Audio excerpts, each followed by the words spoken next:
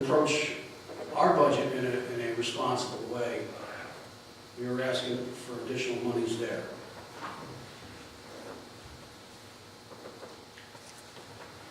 I have to say that, you know, we are doing a great deal to reduce our costs in terms of looking at our paid staff, monies that we have to pay out, the purchase of ambulances, and the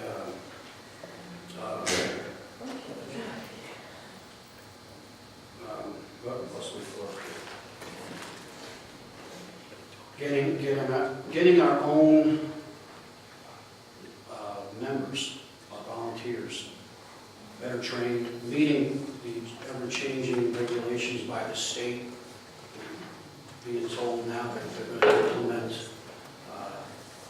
heads on board. Everybody has to be trained for that. So our training budget alone has gone up $7,000. Our utility costs have gone up over $22,000. Insurance costs for new ambulances have gone up a minimum of $2,000 to date. We're going to be broke if we don't get better help from the town. And we're asking if you would find it in your collective wallets, if you could help us out a little bit better than what we have. Having had the opportunity to work with Jeff and with Jim McDonald when he was in office, I could see that the amount of time and effort that, just personally, that Jim put in by, you guys are woefully underpaid, all right? And not knowing to the same level of the amount of effort that you guys put in that I did with Jim, I would say the same thing. But please remember, we're all volunteers, okay? We're here because we're trying to do something back for the town. We introduced a significant improvement in terms of community outreach. We recently held a breast cancer awareness and health care fair that unfortunately was poorly attended by the town. Last year, it was a wonderful response. This year, I think there might have been a football game or something, but at least that's where I was now. I'm kidding. And we have a holiday boutique coming up on November the 15th, which we hope people will show up at.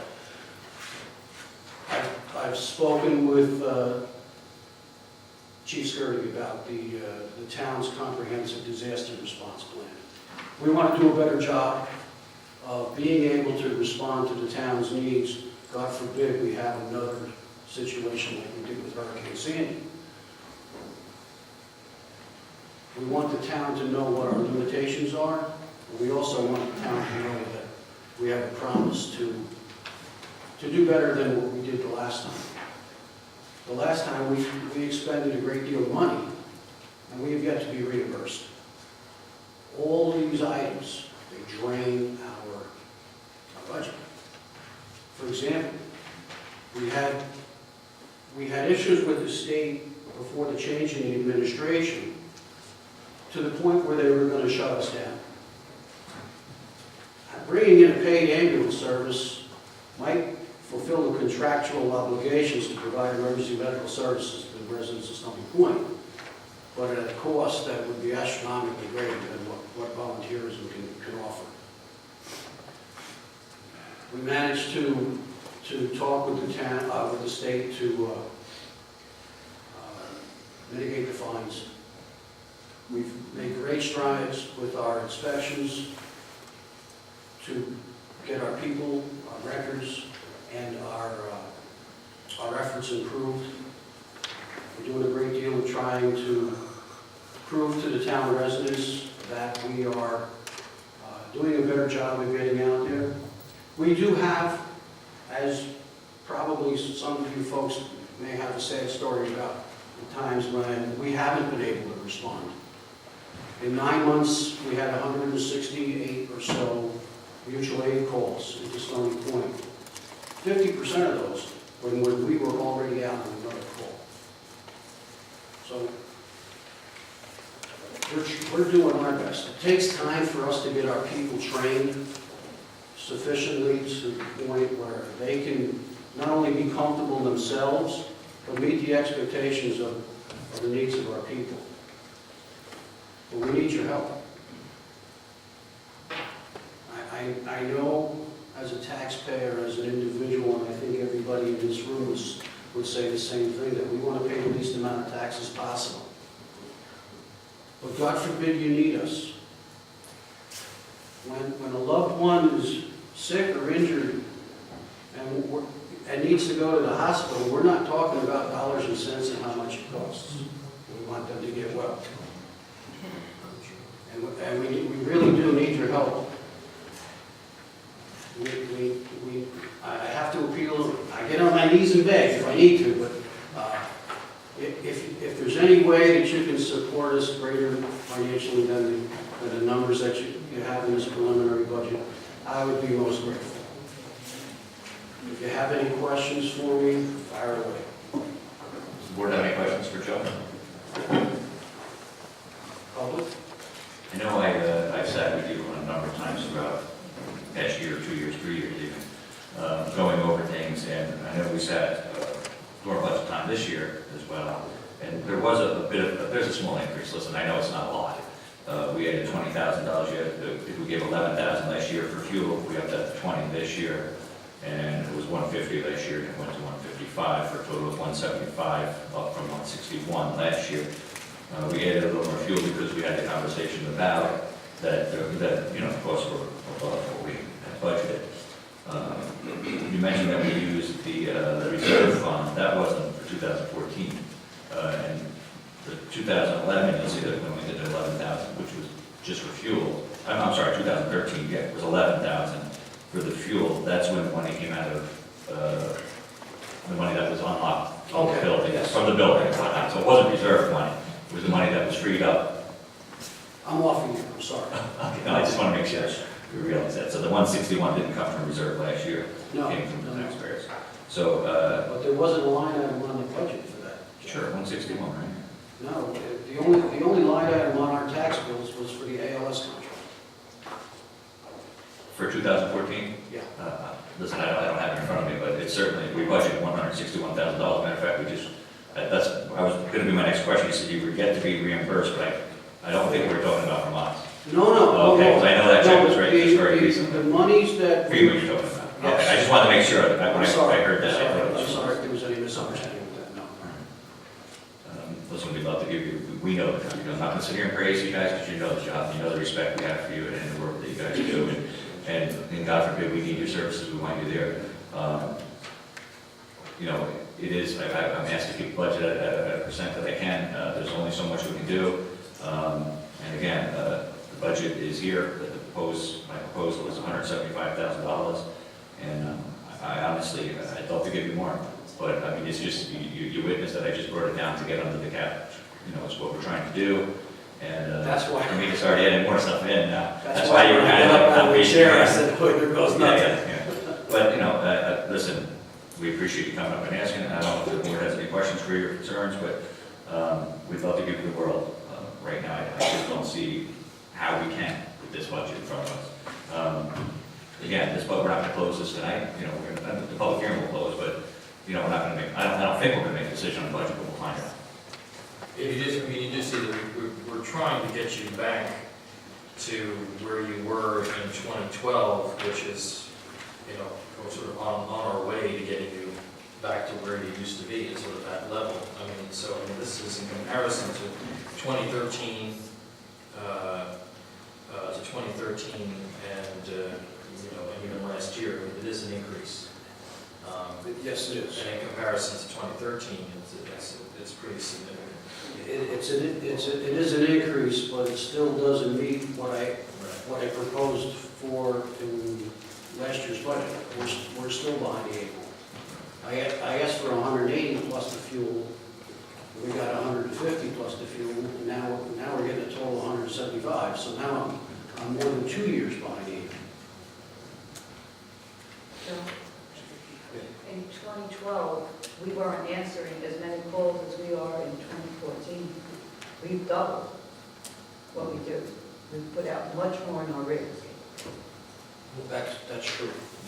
One of the things you mentioned was the vehicle purchase bonding, that they will not allow you to bond those vehicles? That's correct. We're not eligible. Would you say that the town is allowed to bond those vehicles? I mean, I know the town bonds our own vehicles, I don't know if we'd be able to do that. They said that you guys have the money and we don't. So you can bond it and lease it to us. But I don't think you want to do that. Well, it's something that should be looked into. If it comes to the point where you need vehicles that have to be, you know, it's something that, I'm not saying that it's gonna be done, but it's definitely something that should be looked into, especially with these low bond rates today. The scary thing about it is we proposed a 5-year turnaround on our ambulances. This ambulance that we just replaced was a 2000. The one that we're scheduled to replace in 2015 is a 2003. The sad part about it is they are so old that we got a trading value of only $6,000. The anticipated inflation rate of the costs of replacing an ambulance. The ambulance that we replaced in 2014, we budgeted $203,000 for.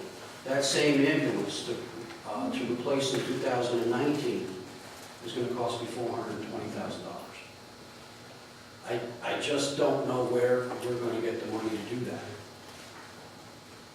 Well, the bonding part is something we could definitely talk about. I know we had this conversation when I was over, a month ago, whatever it was, with our finance director, Karen. I know, I think you sent information on our bond council, wherever it was.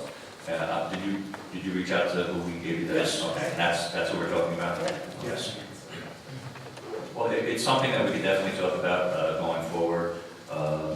As far as the town, we'd have to look into the legality parts of it and whatnot. I'm not saying that you guys are wrong. If we can bond it for you guys and save the taxpayers money, our number one issue is obviously the safety, make sure we have the service. But our number two issue is money. So we do have to come up with a way to get both. And if we could talk in the future about bonding, find out if the town can do it and how to go about it and see if the least cost it would be. Like Jim said, that the bonds are, the rates are very low right now. This is the time to do it. But again, this budget has already been here. It doesn't mean we can't bond during the year because it's not budgeted. If something comes up. I think Jeff said it well before, we understand what you're up against, and I know with the new training and everything, and it's tough because we've got every other head in here, with the same situation, and trying to come up with a budget that is fair and accurate and balanced. I don't want to, I don't want to make light of other budget requests. I know that all of our agencies that provide service in Stony Point perform vital service. But since I represent the ambulance corps and not the highway department, I gotta lobby for the ambulance corps. Larry does a better job of lobbying for the highway department than I ever could anyway. He might argue differently.